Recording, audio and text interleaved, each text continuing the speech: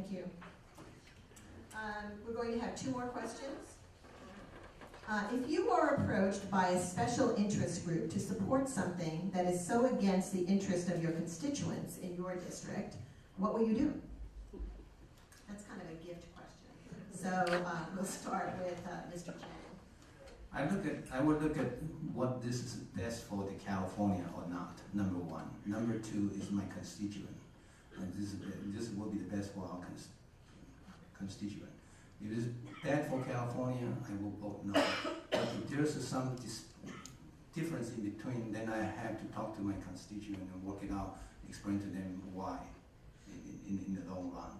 That's the way how I look at it. Because as a state assembly, we are representing for the entire state. It's not only for the district only.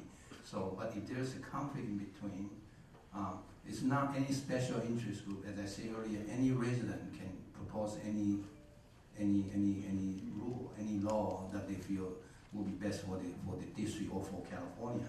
I will look into it. I will look into it very carefully and study it to see what will be the best for the entire state, and then also what will be the best for the district and my constituent. Thank you. Mr. Lowe?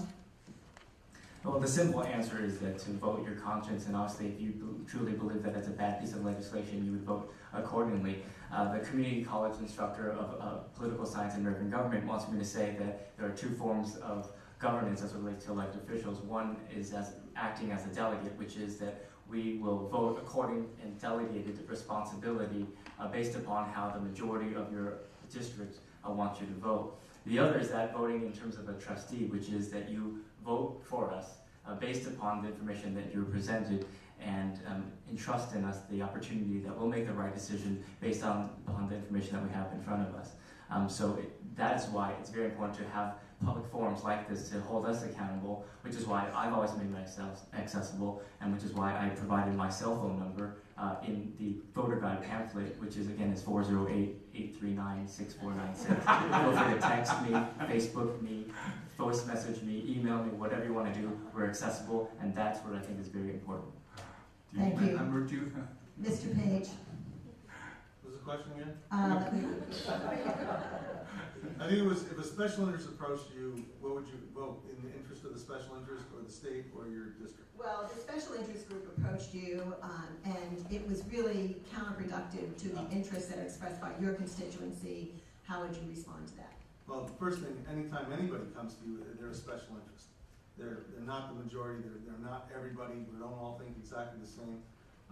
What I would do is try to find some intermediary. Is there something? What's the problem that this thing is trying to address? And does it affect anyone or any group within my district? And then I could come to a better understanding of how to go about and resolve the problem. Through our constant communication, one thing I'm committed to is ensuring that my citizens will understand, the people that I represent will understand that there were 4,000 bills introduced into the legislature last year. That's crazy. How many of you know how many of them will affect you? Well, they all will at some point or another.